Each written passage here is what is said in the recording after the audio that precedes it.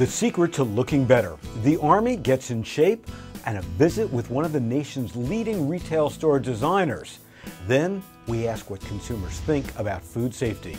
For today, Wednesday, January 19th, 2011, this is Food News Today. Good morning. Immediately following Food News Today, we will continue with a live discussion in our chat room below. Please sign in, and I hope that you'll join us. Food News Today is sponsored by ConAgra Foods, who shares with me the desire to provide the most current, interesting, and unbiased food news. In health and wellness today, we travel across the pond to look at the findings that researchers from Bristol and St. Andrews Universities in the UK just published. They found that those who eat carotenoid-rich foods appear more attractive and healthier to others. These rich foods include carrots, plums, mangoes, apricots, kale, spinach, cilantro, collard greens, fresh thyme, and squash. Now, eating these foods every day will make you look more attractive and healthier within just a couple months, according to this study published in the Journal of Evolution and Human Behavior. So what exactly are carotenoids? Well, they belong to a group of compounds that include alpha and beta carotene, which are converted to vitamin A in our bodies. These compounds are an important source of dietary vitamin A, which not only apparently makes you more attractive, but also is necessary to preserve and improve eyesight and boost our immune systems. So I guess the question begs to be asked, were these folks really more attractive, or did the beta-carotene just improve the eyesight of others, and they were always attractive? Now, this could be just the marketing angle the produce world has been looking for to increase consumption. No doubt in my mind that becoming more attractive might be a strong incentive to encourage young people to eat more fruits and veggies. Currently, the marketing campaigns that encourage this consumption are usually centered around disease prevention, which is certainly not as obviously relevant nor sexy to young people as being attractive. Now, according to study co-author Ian Steffen, visible results can be clearly detected after just 2 months of plentiful consumption. In retail trends, earlier this week, I interviewed Juan Romero, founder of API Plus, a retail architecture and design firm, to take a look at how supermarkets are changing. And here's what he had to say. Juan, you spend a lot of time in stores, walking up and down the aisles just like me. What aspects of supermarket design and catching the consumer's eye has changed over the past 30 years? Well, I think I would say the biggest change that I've seen in the last 30 years is the amount of branding and positioning that supermarkets are doing right now. We've got a lot of new information that we didn't have available to us before.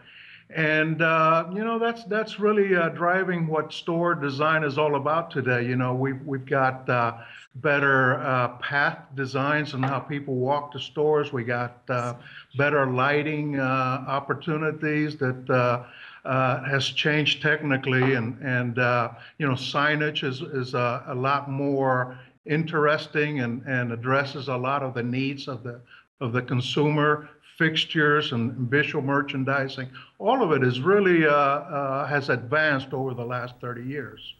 Now, tell me, is there a secret to designing supermarkets?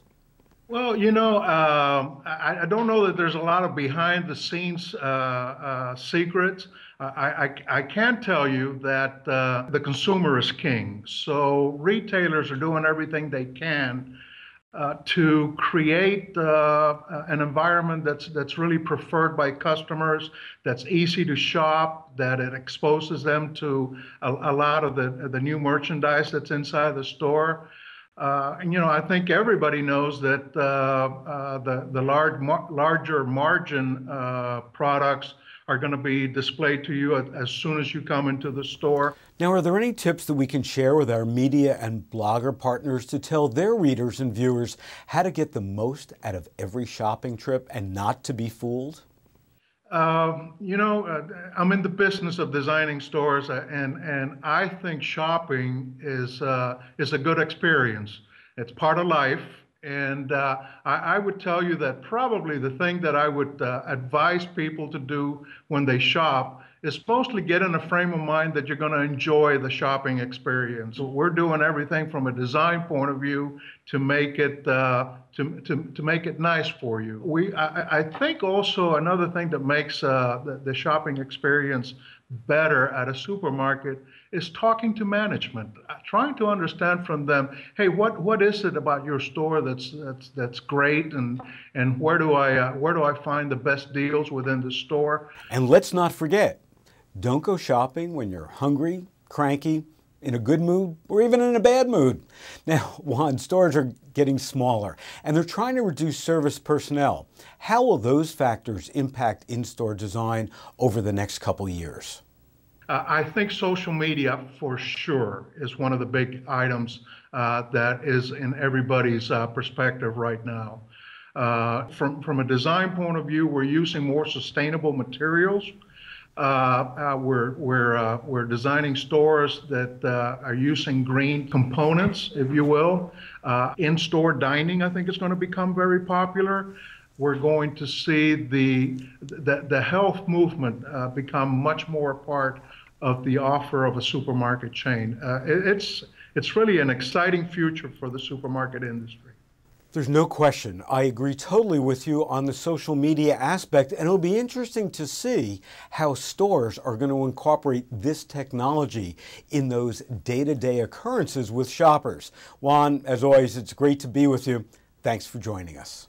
Well, it's a pleasure, Phil, and good luck with everything you're doing. I always enjoy reading your newsletters and seeing you at shows. Take care.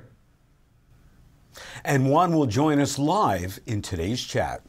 Now, in this week's Consumer Panel, we ask those nasty food safety questions. We want to know from our Supermarket Guru Consumer Panel just how secure they felt about the foods that they purchase from their supermarkets, the foods that come from the U.S. and abroad.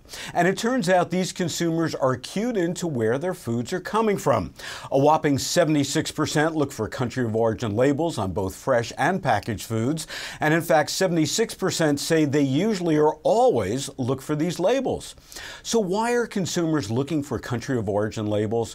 56% say that foods from certain countries are less safe than U.S. foods.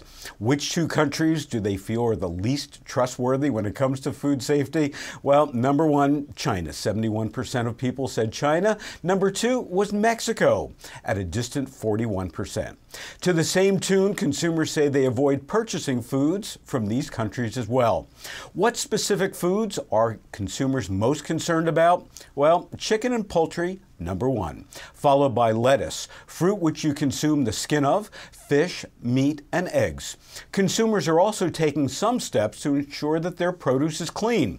While the majority, 82%, do not use fruit or vegetable washes to clean produce, and they should, 57% said they actually rewash those triple washed bag lettuces. Now that doesn't really quite make sense, especially when you think about it. Many of our kitchen faucets are loaded with mineral deposits from decades and decades of use, sometimes even 100 years, that most likely are adding contaminants to the otherwise clean lettuce. My name's Dewey Oxburger. You might have noticed I've got a slight weight problem. No. Yeah, I do. No. Yeah. I thought to myself, join the Army. It's free. So I figured, while I'm here, I'll lose a few pounds. And you got what, a 6 to 8 week training program here? A real tough one? Which is perfect for me. I'm gonna walk out of here a lean, mean fighting machine. A lean, mean fighting machine. Don't you love that movie? And the Army, like Dewey Oxburger, is now on a diet, which is great news considering the extremes that some soldiers have been taking in order to meet weight requirements and to avoid losing their careers. What are they doing?